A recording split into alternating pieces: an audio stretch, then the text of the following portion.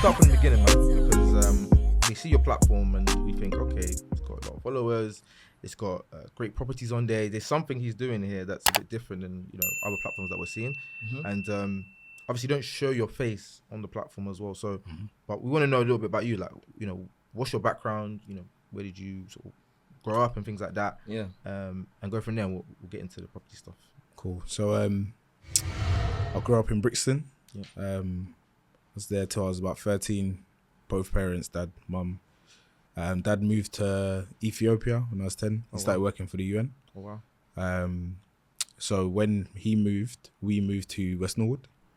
When I was 14, so obviously we're all African or whatever. Your parents say to you, "Alright, cool. Like, if you don't do this, you're going back to Ghana." And obviously you don't think it's serious. 14 came, I got sent back. It's actually happened. So it's a real thing. You're one of them, man. It's a real thing. So so I went back to Ghana, 14 to 16 I was there. So I actually done my GCSEs out there. Wow. And I met one of my good friends and business partner, and I own a lot of properties with him now, James. So I came back 16, doing A-levels. But I wasn't that good at school anyway, to be fair. Like I was wasting everyone's time, to be fair. So I used to work a lot during A-levels, and but because I wasn't that good at school, I thought I need to be ahead of everyone. So I was always very hardworking. Got you. So when I got a job in River Island at 16, and I'd work a lot of hours. Okay. So that was obviously a good experience, trying to like figure out work ethic and communicating with people, building relationships, sales, etc. Yeah. But obviously it's retail, but at the same time you're building a lot of skills from it.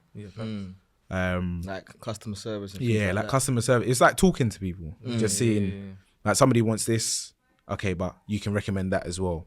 And it's just building relationships. So I worked in River Island, and then went to University of Hertfordshire. Okay. How was that for you? That was an interesting experience. A lot of partying, or do you head down focusing? Let's not go into details. No, let's not go into details. A bit of both. Yeah, man. Hertfordshire is interesting because it's not. So obviously it's outside of London, but it's not that far from London. So a lot of people from London go to Hertfordshire. You know what I'm saying? But a lot of people bring their nonsense from London to Hertfordshire. True. So sometimes it didn't really feel that separate. Okay, fair enough. I would say that. But I went to Hertfordshire and I studied physiology. So I did a foundation year the first year. And then went on to do physiology. But by the second, third year, once again, education is not for me. I realized that. So I would work a lot. I'd work 12-hour days. Just because, as I said before, I'd rather work hard than just be like terrible at education. Then I was looking for other jobs and I came across a job at Barclays. Okay. And it was for a cashier role. Okay. And funny enough, it was between Enterprise and Barclays. And the Enterprise job was, I think it was 17k, and it was 50 hours a week. Wow. And it was at Heathrow. And the shifts were like 5 a.m. to 1 p.m. Wait, 17k? Yeah, 17k. 50 hours a week? But it's the people that open the barriers. Yeah. So I applied for that job. And the reason why I applied for it, because in my head I was thinking, I'm not going to get the grades to get on the grad scheme. So if I worked for the company before that point, then if I can work my way up, I can twang one of the managers and be like, yo, I'm smart, bring me in, because I'm not going to get the grades. I'm not going to get 2-1. So I went for that interview and they knew what my plan was. So they were saying, look, if you take this job, there's no way for you to upgrade. I said, yeah, no, man, it's fine. I'll take it, because you can always negotiate your way into a situation. But they saw right through what I was doing. So they didn't give me the job, even though the interview was amazing. They didn't give me the job. But the Barclays interview was terrible. Okay. But they gave me the job. Oh, wow. So I started working in Barclays, but they were like, they can't do part-time. It has to be full-time.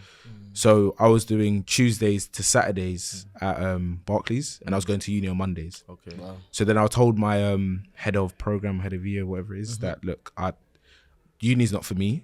I found a job. This might work for me long term. So if I don't turn up to lectures, is that cool? And she was very cool. She was look, as long as you go on this day or for these kind of lectures, then you're fine.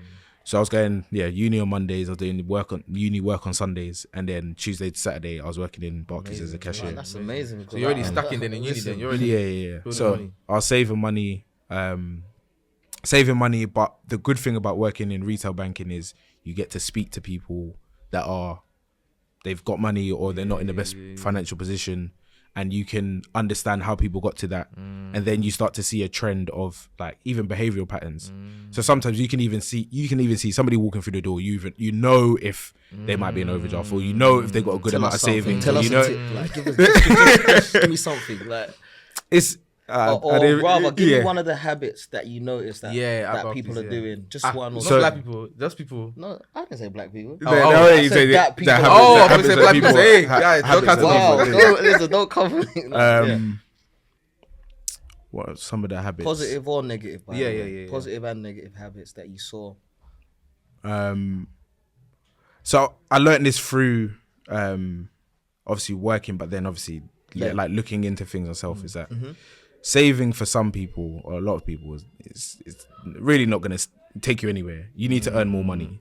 For example, you need, whether it's if it's one thing that you're focusing on, focus on getting a pay rise. Whether it's 10k, that's £500 a month extra, or whatever it is. It's going to be much easier for you to look at whether it's freelancing opportunities or getting a better salary or promotion, etc., than trying to save £500 or £700, especially in a climate like this. So I realized that a lot of the people that we were seeing, they were high earners and things like that. They had multiple sources of income, so it's easier for them to do more things. Okay. So I wouldn't say it's a habit, but I would say it's more of a focus or something to prioritize if you're looking at how do you put yourself in a better financial position. Once again, you're not going to save yourself to riches. So just to carry on, then you were working.